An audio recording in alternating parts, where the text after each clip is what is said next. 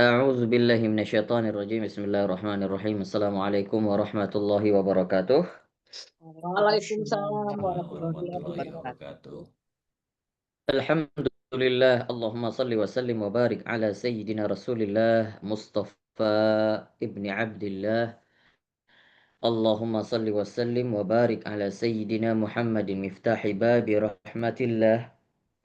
Adada ma fi ilmillah salatan wa salaman daimaini bidawami mulkillah wa ala alihi wa sahbihi wa mawalah amma ba'd. Rabbi syrah li sadri wa yassir li amri wahlul 'uqdatam min lisani yafqahu qawli. Subhanaka la ilma lana illa ma 'allamtana innaka antal alimul hakim. Qala Rasulullah sallallahu alaihi wasallam khairukum man ta'allama al-Qur'an wa 'allamah. Wa qala man salaka tariqan yaltamisu bihi 'ilma sahhalallahu lahu bihi tariqan ilal jannah. Atau kama qala Rasulullah sallallahu alaihi wasallam.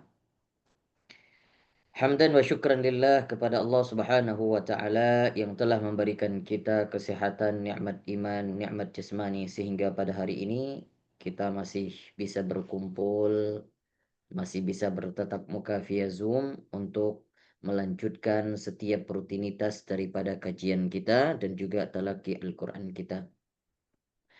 Dan juga salah dan salam kepada baginda Nabi Muhammad sallallahu alaihi wasallam, juga kepada keluarganya, kepada para istrinya dan juga kepada pengikutnya, kepada alim ulama, tabi'in, tabi'in dan juga kepada orang-orang yang saleh yang mengikuti ajaran sunnahnya sampai yaumil akhir nanti, dan semoga kita juga termasuk daripada orang-orang yang ditakdirkan sebagai pengikut daripada Rasul Sallallahu Alaihi Wasallam dan mengamalkan sunnah-sunnahnya.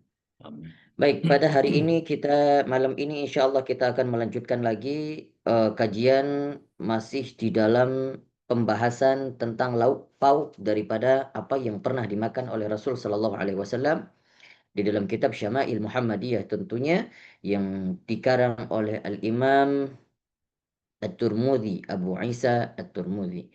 Qala al-musannif rahimahullahu taala wa nafa'ana bihi wa bi'ulumihi fid dharain amin. Kita sudah sampai di hadis yang ke-169. Yang kemarin kita sudah bahas beberapa lauk pauk yang pernah dimakan oleh Rasul sallallahu alaihi wasallam. Di antaranya ada cuka dan juga ada ayam. Rasul sallallahu alaihi wasallam juga pernah makan yang dijadikan sebagai lauk pauk itu kurma, dan juga Nabi Shallallahu Alaihi Wasallam juga pernah menjadikan lauk pauknya dari buah zaitun atau dari minyak zaitun, dan juga pernah juga Rasul Shallallahu Alaihi Wasallam makan daging ubara, daging hubara. Daging hubara itu adalah daging burung hubar, ya, burung hubara. Baik, hari ini kita akan lanjutkan, kita akan melihat beberapa yang pernah juga dimakan oleh Rasul Shallallahu Alaihi Wasallam dijadikan sebagai lauk pauk baginda Nabi Shallallahu Alaihi Wasallam. Di dalam hadis 169, haddatsana Ahmad bin Ibrahim Ad-Dawraqi wa Salamah bin Syabib wa Mahmud bin Ghailan qalu haddatsana Abu Usamah an Hisham bin Urwah an abihi an Aisyah radhiyallahu anha, dari Sayyidah Aisyah berkata, qalat kana an-nabi sallallahu alaihi wasallam yuhibbul halwa wal asala. Bahwasanya Nabi Shallallahu Alaihi Wasallam, dikatakan oleh Sayyidah Aisyah, ibunda Aisyah kita berkata, Nabi itu suka kepada yang manis-manis, halwa itu yang manis. Nah, jadi kalau halwa ini tidak dibatasin, ya, tidak dibatasin kepada makanan-makanan manis yang ada di zaman Nabi saat itu, tidak. Jadi ini tidak disebutkan secara spesifik, kata para ulama, bahwa dan itu semua yang manis dan itu diniatkan untuk mengikuti sunnah Nabi, maka akan menjadi pahala. Jadi kalau kita yang senang coklat, silver queen dan lain sebagainya, boleh dimakan. Ingat mengikuti sunnah Nabi maka jadi pahala. Subhanallah. Setiap yang manis. Wal asal, dan juga yang madu. Madu, ya, madu. Asal ini madu.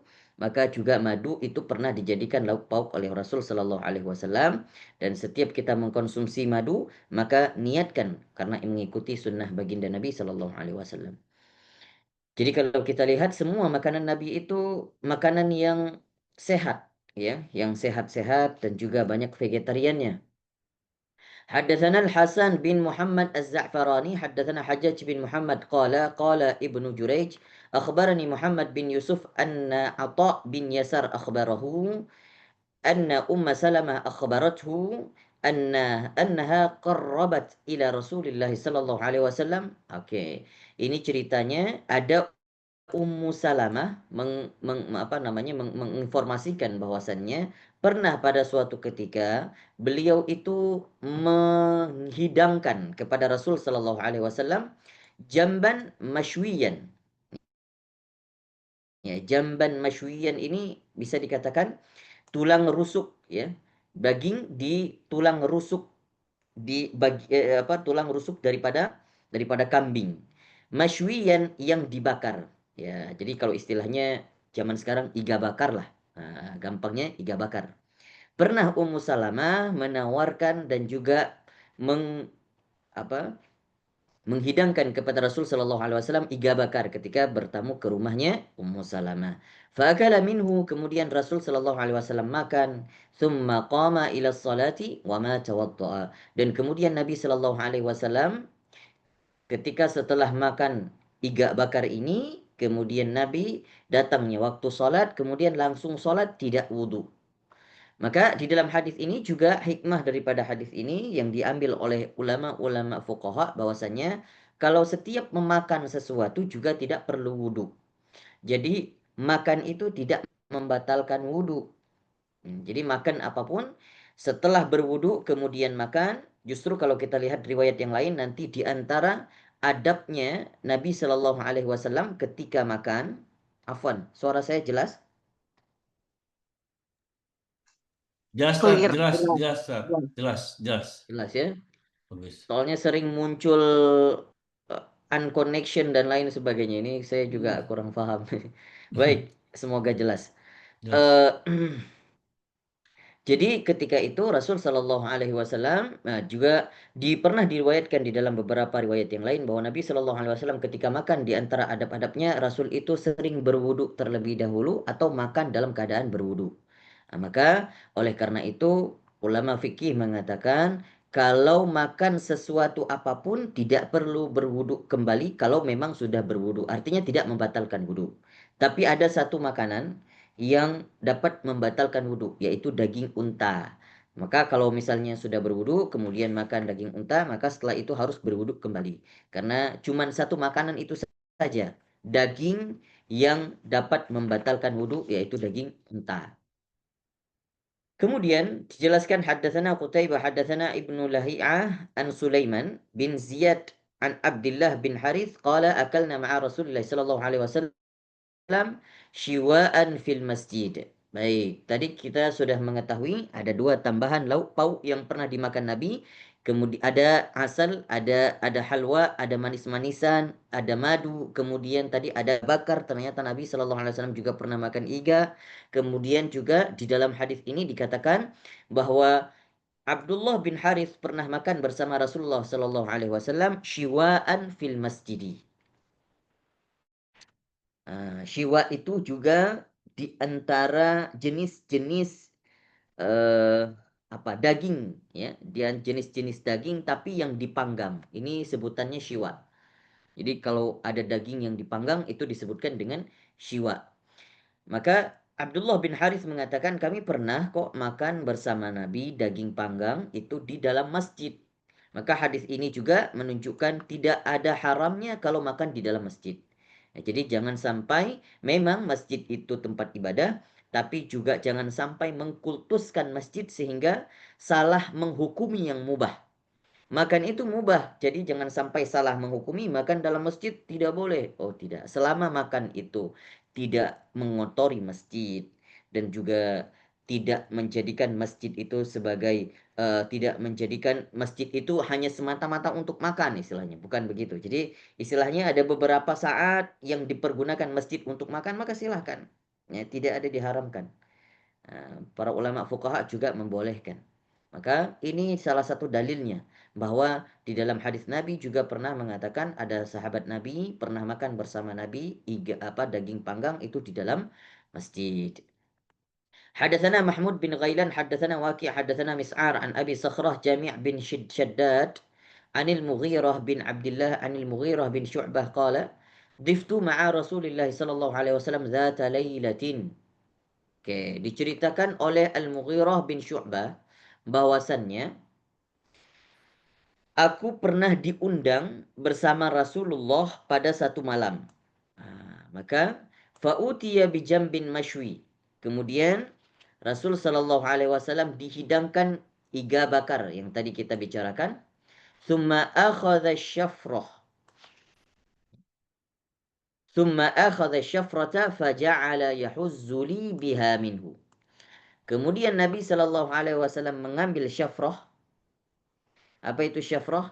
Syafrah itu alat irisan atau pisau. Kemudian Nabi Shallallahu Alaihi Wasallam yang memotong iga itu untuk siapa? Untuk Mughirah bin Syu'bah. Jadi Mughirah bin Syu'bah salah seorang sahabat menceritakan, aku pernah diundang makan bersama Rasulullah pada satu malam dan kami dihidangkan iga bakar. Rasul Shallallahu Alaihi Wasallam yang langsung mengambil pisau dan memotong-motong daging itu dan bagikan kepada kami. Subhanallah. Ini menunjukkan apa? Begitulah Rasul Shallallahu Alaihi Wasallam sebagai pemimpin umat mencitrakan satu contoh yang luar biasa. Maka ada istilah itu di antara yang paling haus atau di antara yang paling lapar dalam suatu kaum, yaitu yang harus makan terakhir dan minum terakhir adalah pemimpinnya. Nah, jadi Rasul Shallallahu Alaihi Wasallam yang mempraktikkan itu. Jadi bisa dikatakan begitulah seharusnya pemimpin itu harus lebih besar pengorbanannya. Jadi Nabi Shallallahu Alaihi Wasallam mempraktikkan kalau ada makanan, ya, beliau duluan yang seakan-akan berkhidmah kepada sahabatnya, yang seharusnya para sahabat berkhidmah kepada beliau. Tapi kita lihat akhlak Nabi, kalau ada hidangan ternyata beliau lebih mendahulukan sahabat-sahabatnya. Qala, kemudian dikatakan faja'a Bilal yu'dhinuhu bis salati fa alqa syafrata. Faqala ma lahu taribat yadah. Oke. Maka saat itu apa yang dikatakan bahwasannya saat Nabi Shallallahu Alaihi Wasallam sedang membagi-bagikan daging yang telah dipotongnya, kemudian datang Bilal menegur, ya Rasulullah sudah datang waktu sholat, kata Bilal. Fa'alqa syafrata, kemudian Nabi Shallallahu Alaihi Wasallam meletakkan pisau tersebut dan beliau berkata, beruntunglah wahai Bilal. Maka beliau berkata, malahu taribat yada. Beruntunglah wahai Bilal. Ya. Qala wa kana syaribahu qad wafa. Baik. Ada beberapa hikmah di sini, di dalam hadis ini. Pertama, bahwa Nabi Shallallahu Alaihi Wasallam itu suka berkhidmah kepada para sahabat. Tidak cuma sahabat yang sering berkhidmah kepada Nabi. Dan di hikmah yang lain adalah ketika Bilal menyeru Rasulullah atau memanggil atau menegur Rasulullah, ya Rasulullah, diinformasikan sudah datang waktunya sholat. Maka Rasul Shallallahu Alaihi Wasallam mengatakan, malahu taribat yada, ya khair, ya sudah beruntunglah kita sudah datang waktu sholat. Artinya di sini kalau para ulama hadis mengatakan ini waktunya di saat setelah maghrib menjelang isya. Jadi setelah maghrib Rasul Shallallahu Alaihi Wasallam bertamu kepada salah seorang di rumah seorang sahabat, kemudian dihidangkan makanan. Tidak lama setelah dihidangkan makanan ternyata apa yang terjadi? Diazankan. Artinya Nabi Bilal mengatakan sudah datang waktu sholat wahai Rasulullah. Dan Rasulullah mengatakan ya beruntung alhamdulillah sudah datang waktu yang paling keberuntungan. Oke, sampai di situ tidak dilanjutkan kembali. Konteks yang lain, Rasul Shallallahu Alaihi Wasallam mengatakan, wa kana syaribuhu qad wafa, faqala li aqussuhu laka ala siwakin, au qussahu ala siwak. Berkata, siapa yang berkata? Mughirah bin Syu'bah. Beliau menceritakan bahwasanya saat itu Nabi Shallallahu Alaihi Wasallam melihat kumisku, kata Mughirah bin Syu'bah. Ternyata Nabi Shallallahu Alaihi Wasallam melihat kumisnya Mughirah bin Syu'bah terlalu panjang. Maka Nabi Shallallahu Alaihi Wasallam mengatakan, wahai Mughirah, bolehkah aku potong untukmu ini apa kumismu, atau engkau potong sendiri? Jadi ukuran yang harusnya engkau potong sesuai sunnah itu adalah seukuran bulu siwak.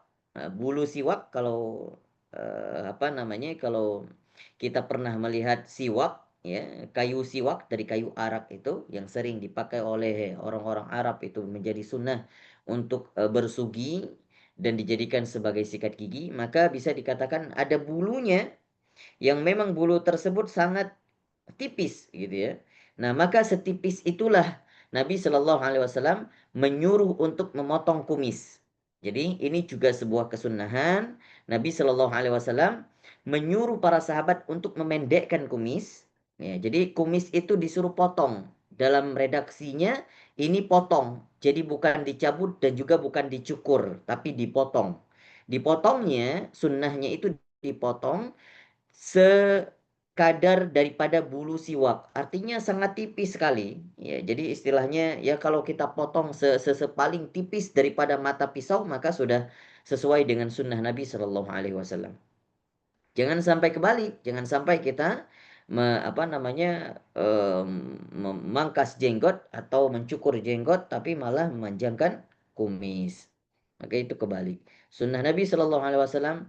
Tapi kita lihat ada yang menarik juga di dalam hadis ini. Rasul Shallallahu Alaihi Wasallam mengatakan, bolehkah aku memotong kumismu?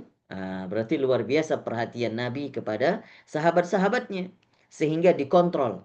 Ketika sudah dipotong dagingnya, kemudian sahabatnya ketika makan dilihat, wah ini sahabat saya apa kumisnya terlalu panjang, maka ditegur oleh Nabi, ya Mughirah bin Syu'bah, terlalu panjang kumismu, kalau engkau makan maka akan sisa dan kuman-kuman itu akan masuk ke dalam mulutmu.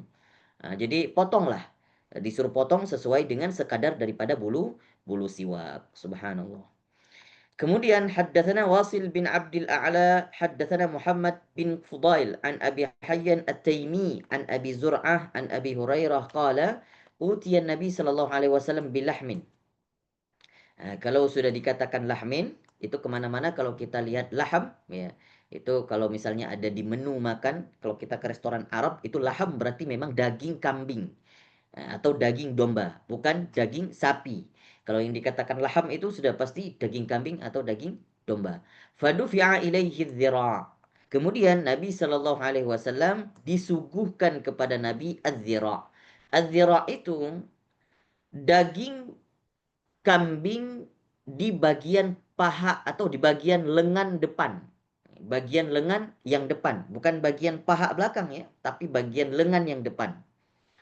Dan dikatakan wa kanat tu'jibuhu fanahasa minha. Ternyata Nabi Shallallahu Alaihi Wasallam sangat suka daging kambing yang bagian lengannya, bukan pahanya. Kenapa? Maka akan dijelaskan di dalam hadis yang di depan nanti. Kenapa Nabi Shallallahu Alaihi Wasallam senang makan bagian daripada lengan kambing. Ya, artinya bukan bukan karena suka, bukan karena yang paling enak itu lengan kambing, bukan. Ya, nanti akan dijelaskan alasannya di hadis yang ke depan. Kenapa Nabi Shallallahu Alaihi Wasallam suka lengan kambing bagian depan? Dalam hadis yang lain, haddatsana Muhammad bin Bashar, haddatsana Abu Dawud an Zuhair an Abi Ishaq an Sa'ad bin Iyad an Ibnu Mas'ud, dari Ibnu Mas'ud dikatakan qala kana Nabi sallallahu alaihi wasallam yu'jibuhu dzirra'. Nabi sallallahu alaihi wasallam sangat suka lengan kambing bagian depan. Qala wa summa fi dzira' wa kana yara anna al-yahuda sammuhu. Saking semua sahabat tahu dan populer, familiar di kalangan orang-orang Arab, di kalangan apa, di para sahabat, di kalangan orang-orang yang pernah bertemu dengan Nabi, sampai-sampai ketika Nabi Shallallahu Alaihi Wasallam diracuni oleh seorang Yahudi, orang Yahudi itu tahu bahwa bagian favorit daripada Rasul Shallallahu Alaihi Wasallam itu adalah lengan kambing bagian depan, sehingga yang diletakkan racun di apa namanya, di makanan yang sudah dihidangkan kepada Nabi saat itu oleh seorang Yahudi ini, diracuni di bagian lengan tersebut karena dia tahu Nabi favoritnya adalah lengan kambing bagian depan. Ya. حدثنا محمد بن بشار حدثنا مسلم بن إبراهيم حدثنا أبن بن يزيد عن قتادة عن شهر بن حوشاب عن أبي عبيد قال طبخت للنبي قدرا. Kata seorang sahabat, apa, Ibnu Abi Ubaid berkata bahwa aku pernah memasak kepada Nabi Shallallahu Alaihi Wasallam. Nih kita lihat khidmahnya para sahabat, ya. Jadi bukan hanya menghidangkan makanan, tapi juga para sahabat memasak kepada Nabi Shallallahu Alaihi Wasallam. Jadi Nabi Shallallahu Alaihi Wasallam dijamu, dimasakin, begitulah khidmah para sahabat. Maka kalau kita sekarang ingin khidmah kepada Nabi, bagaimana caranya? Salah satunya menghidupkan sunnah-sunnahnya, melakukan pengorbanan yang pernah dilakukan oleh para sahabat dulu, yang ditampilkan dengan cara memasak, menghidangkan makanan dan lain sebagainya. Apakah sudah tertutup pengorbanan itu kepada kita sekarang? Tidak. Maka kita bisa berkorban dengan hal-hal yang lain yang berbau mengorban. Artinya apa? Ketika kita berkurban untuk menghidupkan sunnah-sunnah Nabi Shallallahu Alaihi Wasallam, di antaranya adalah memberikan makanan kepada fakir miskin, memberikan makanan kepada anak yatim, kepada para sahabat, mentraktir makanan. Itu juga sebagai bentuk pengorbanan menghidupkan sunnah-sunnah Nabi, karena Nabi juga suka berbagi. Wa kana yu'jibuhu dzirra. Nabi sallallahu alaihi wasallam suka lengan kambing bagian depan. Fanawaltuhu dzirra. Maka saat itu kata Abi Ubaid, saat itu aku yang langsung mencentongi, ya, apa, adzira tersebut kepada piringnya Nabi sallallahu alaihi wasallam. Jadi istilahnya yang dihidangkan kepada Nabi di depannya itu lengan kambing, lengannya itu langsung yang apa namanya, dihidangkan atau dicentongi oleh eh, Ibnu Abi Ubaid ini yang memasak kepada Nabi. Kemudian beliau berkata, "Tsumma qala," Nabi Shallallahu alaihi wasallam mengatakan, "Nawilni dzirra." Ya, kemudian ketika lengan yang pertama Nabi Shallallahu alaihi wasallam sudah makan, kemudian Nabi minta lagi, "Ya Ibnu Abi Ubaid, ada lagi enggak dzirra'nya? Kalau ada, berikan kepadaku." Nabi Shallallahu alaihi wasallam minta lagi dzirra' tersebut. Summa qala, ya, setelah habis, ya, setelah habis, kemudian dikatakan lagi oleh Nabi, ya Ibnu Abi Ubaid, ada lagi enggak dzirra'nya? Tolong tuangkan kepadaku lagi. Ya, maka ketika saat itu dikatakan oleh Ibnu Abi Ubaid, ya Rasulullah, wa kam lisyati min dzira'. Ternyata apa namanya, ditegur, bukan ditegur, dikomentari oleh Ibnu Abi Ubaid ini, ditanyakan kepada Rasulullah, ya Rasulullah, seingat saya kalau kambing itu cuma punya dua lengan deh. Nah, karena Rasulullah udah menghabiskan dua lengan, Rasulullah minta lagi, ada lagi nggak diroknya? Maka Ibnu Abi Ubaid mengatakan, ya Rasulullah, berapa banyak sih sebenarnya lengan kambing itu? Ditanyakan. Maka Nabi Shallallahu Alaihi Wasallam menjawab, "Walladhi nafsi biyadihi law sakatta lana waltani dzira'a ma da'autu." Kata Rasul Shallallahu Alaihi Wasallam, subhanallah, ini juga apa, bagian daripada keistimewaan yang ada pada Nabi Shallallahu Alaihi Wasallam, yang setiap makanan yang dimakan oleh baginda Nabi itu menjadi berkah. Apa dikatakan Rasul? Ya Ibnu Abi Ubaid, walladhi nafsi biyadihi. Ya.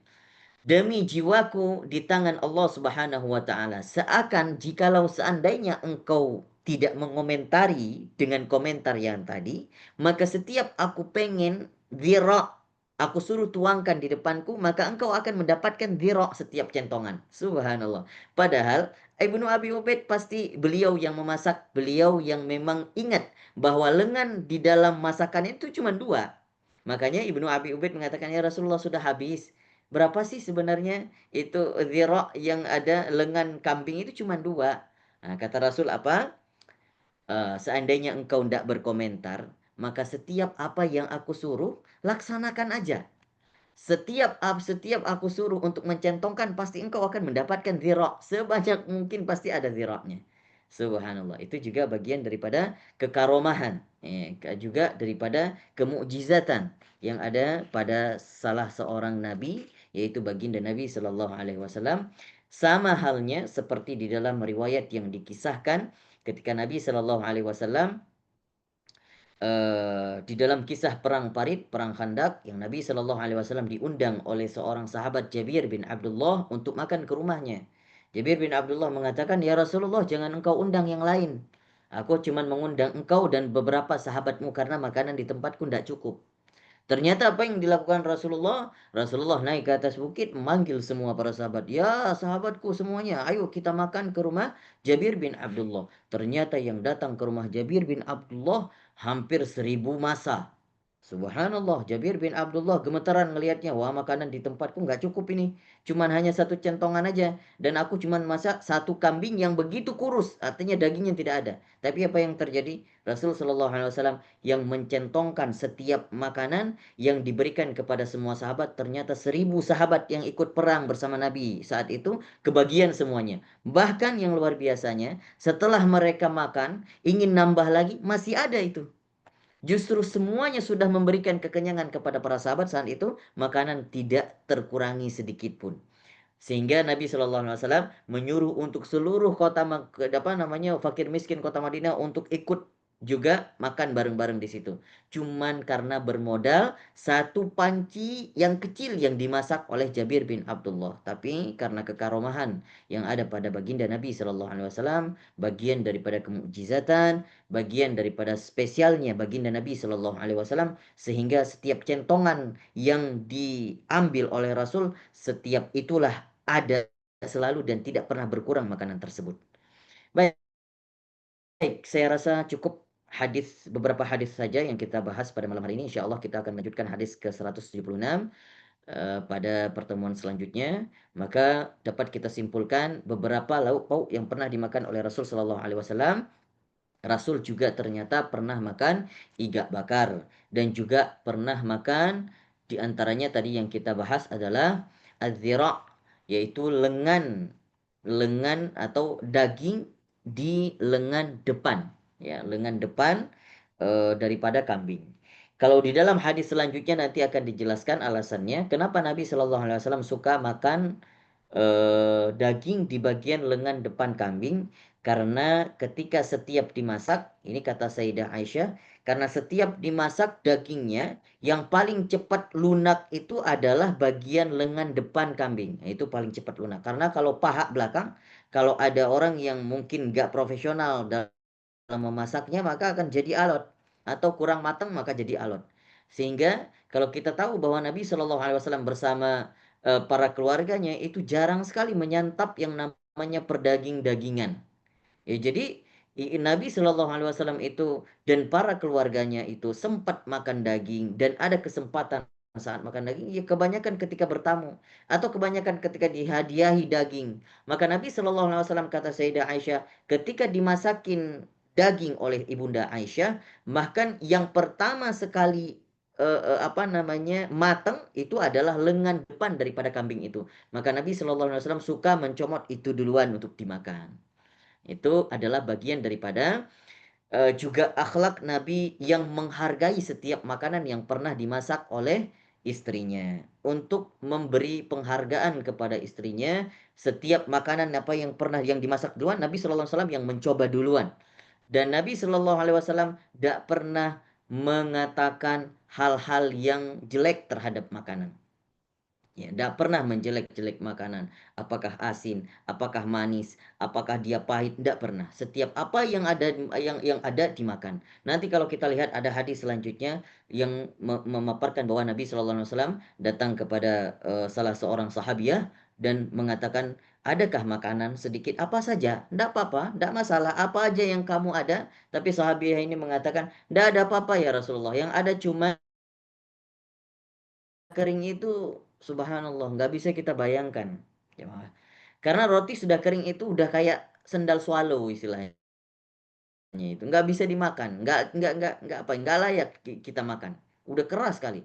Tapi kata sahabiah ini yang ada cuman roti yang sudah sangat keras dan cuka. Maka Rasulullah SAW mengatakan, oh kalau begitu kenapa engkau mengatakan tidak punya apa-apa? Nggak ada satu rumah itu kalau selama ada roti dan cuka berarti masih ada makanan di rumahnya. Nggak apa-apa, itu aja yang kau hidangkan. Maka cuka itu yang bisa melembutkan, dan Nabi makan roti yang sudah keras tadi cuman hanya bermodalkan cuka saja dan air. Subhanallah, dilunakkan itu roti yang tadi nggak layak makan lagi dilunakkan oleh Rasulullah. Kemudian sudah sampai, sudah bisa dimakan, sudah bisa dikunyah oleh baginda Nabi, baru dimakan. Sampai segitunya sederhana kehidupan Nabi Shallallahu Alaihi Wasallam. Maka bersyukurlah kita yang mungkin apa saja kita ingin makan, kita ada. Ya, makan apa aja, kalau Rasul Shallallahu Alaihi Wasallam mungkin hidup pada zaman sekarang, subhanallah, banyak makanan yang bisa dicicipi.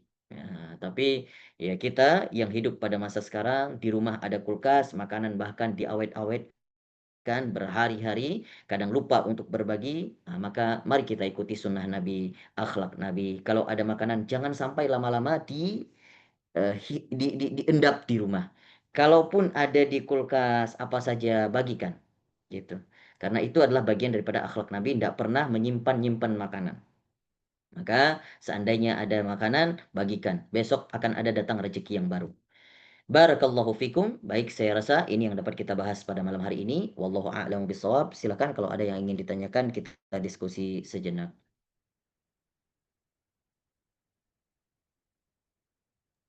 Enggak, teman-teman nih kalau ada perlu didiskusikan.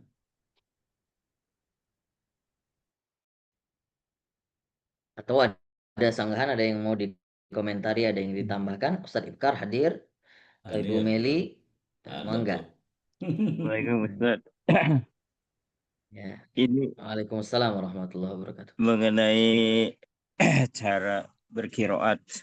Banyak qori yang level Betul. nasional bahkan internasional itu dengan keahliannya mencuri napas. Bagaimana itu hukumnya Ustaz?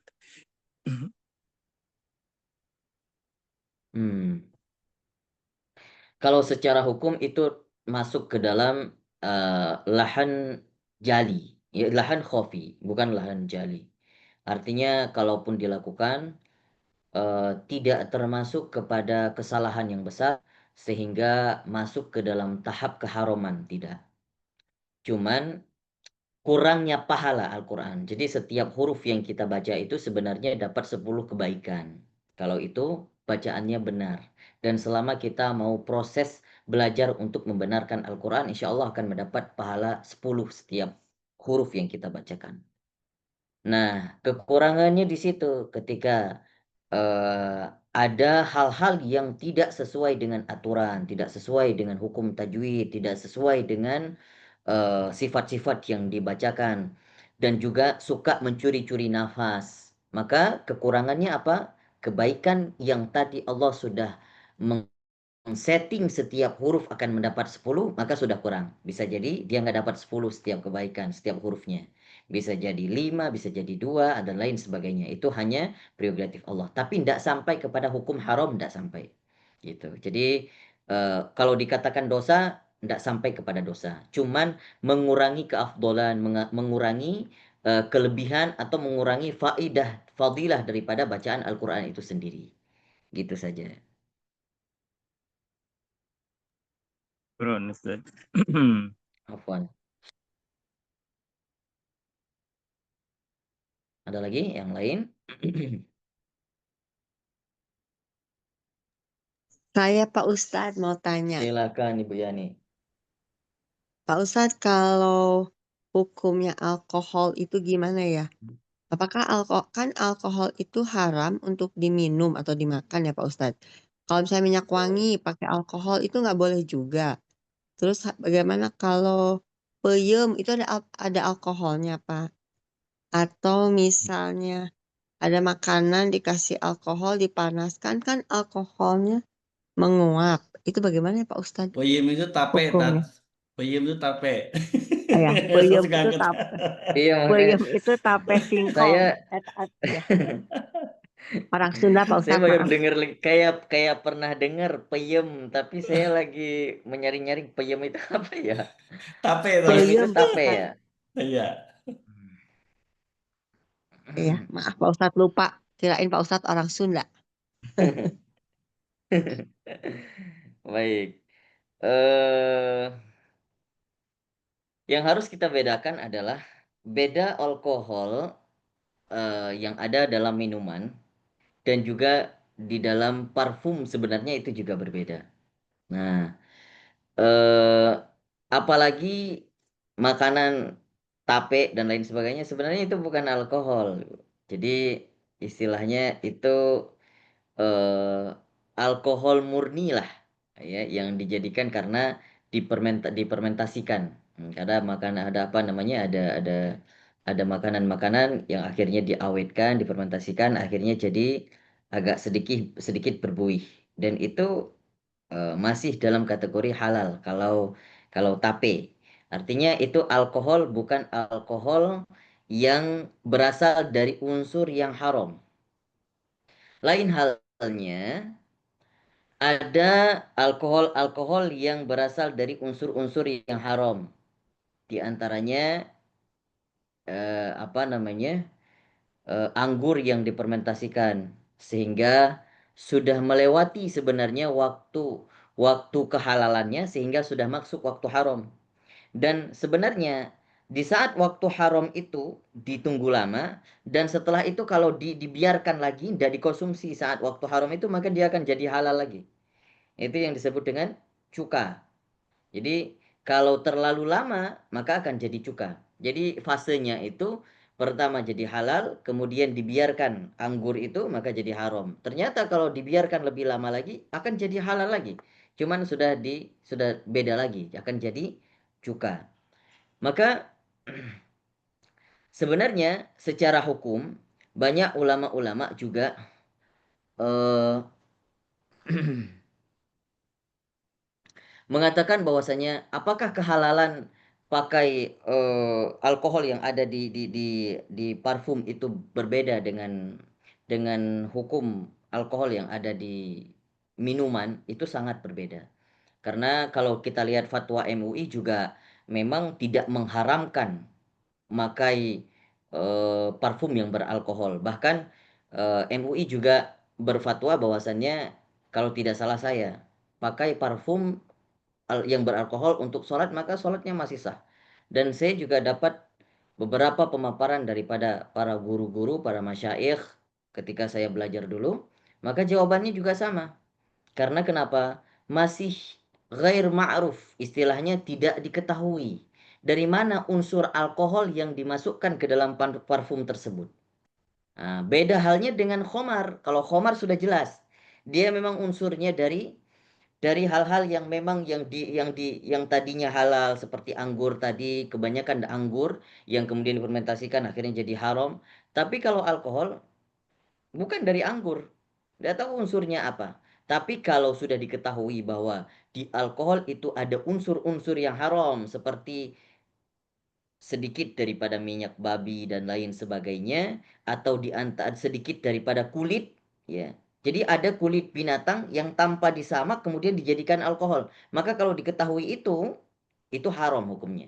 Tapi kalau selama itu ghairu ma'ruf, tidak diketahui, maka masih dikategorikan boleh. Itu sependek pemahaman saya terkait dengan alkohol demikian mungkin. Makanya tidak bisa disamakan antara alkohol yang ada dalam parfum dengan alkohol yang ada dalam khamar ya atau yang minuman-minuman yang ada yang dijual-jual kemasan itu sama dengan juga apalagi yang kalau tadi dikatakan yang tape yang apa ya, itu sudah berbeda ya jadi nggak ada kaitannya gitu saya rasa Pak Bu Yani. Jadi kalau saya Ya, sendiri masih mengambil pendapat tidak masalah pakai parfum meskipun ada alkoholnya gitu. Cuman kalau memang untuk ihtiyaton, jadi istilahnya kalau kita dalam beragama itu untuk menjaga keesahan daripada eh, ibadah yang kita jalani itu ada namanya kehati-hatian, ihtiyaton. Kalau kita ragu-ragu ya sudah, ambil yang halal-halal saja, yang jelas-jelas saja, pakai parfum yang tidak ada alkoholnya. Barakallahu fiik. Terima kasih Bu Yani terima kasih. pertanyaannya. Ya. Baik. Satu lagi Pak Ustadz, kalau misalnya Boleh. makanan itu dikasih alkohol terus dipanasin, kan alkoholnya menguap, tetap haram ya. Maksudnya rum kali rum, puding. Dikasih alkohol. Terus dipanaskan gitu Pak Ustadz. Ah, Misal ah, kayak ah. ciu tuh alkohol apa tuh ciu, alkohol Cina itu loh Pak Ustadz, masakan Cina. Emang Itu ada suka alkoholnya ya? dikasih Bukannya cuka Ada itu ya? Pak, si ciu itu. Nggak tahu si Pak Ustadz yang bilang itu haram. Tapi kan tadi dipanasin Ah, Pak Ustadz. Terus nanti hmm. alkoholnya menguap Pak Ustadz. Itu gimana ya Pak Ustadz ya? Terus biasanya itu diberikan Haram. oke, maksudnya diteteskan di mana itu? Ya Di Di di makanan-makanan. serunya itu di masakannya. di Oh, masakan Cina di itu Pak setiap Ustadz. masakan Cina ya? Semacam arak itu angcu kan semacam arak. Haram. Iya. Iya, iya. Maka kalau itu memang asalnya arak daripada bahan-bahannya arak ya tetap tetap haram. Berarti kalau ada makanan-makanan yang diteteskan ciu atau kan ciu itu dari kalau nggak salah dari bir arak juga ya. Nah, itu tetap akan jadi haram. Karena keharaman itu tidak melihat banyak sedikitnya. Namanya sedikit sudah ada unsur sedikitnya, maka itu akan menjadi haram semuanya makanan. Oh, Karena oke. sebenarnya makanan haram itu juga bukan istilahnya bukan karena hukumnya haram bukan, tapi karena juga seperti diciu arak terus juga khamar yang beralkohol itu sama seperti kita minum najis dan ciu atau apa namanya itu bir itu kalau Angcu. kena di pakaian kita itu juga nggak bisa dibawa sholat karena sama seperti najis hukumnya. Jadi apalagi kalau kita mengonsumsi najis itu, nah itu yang sangat berbahaya. Jadi istilahnya memang eh, setiap ada unsur keharaman dari kalau di apa namanya kalau di tempat kita itu istilahnya unsur keharaman itu sebenarnya juga dilihatnya kalau jadi haram karena memabukkan gitu ya. Jadi kalau memang selama itu tidak memabukkan tetapi dia ada unsur keharaman, mayoritas ketika mengkonsumsi itu mabuk, maka itu jadi hukumnya haram. Meskipun ada orang-orang yang memang ketika sudah sering untuk mengkonsumsi alkohol ternyata udah dalam takaran yang kecil nggak memabukkan lagi, tapi juga hukumnya tetap haram karena yang dihukumi adalah secara majemu, secara keseluruhan. Gitu. Sama seperti di Aceh itu biasanya sering dipakaikan apa? Kalau mie Ganja. Aceh itu sering adanya ganja. Ganja. Hmm. Ganja. Tapi kalau di apa di mie Aceh itu bukan daunnya yang dipakai ya, tapi apa namanya bijinya yang diempukin untuk sebenarnya gunanya itu untuk ngempukin daging atau bikin nagih. Memang iya sih kalau saya ngerasa juga bikin nagih kalau ada istilahnya kalau di sana tuh disebut dengan racing. Ya, kalau ada racingnya itu emang bikin nagih kalau makan mie Aceh.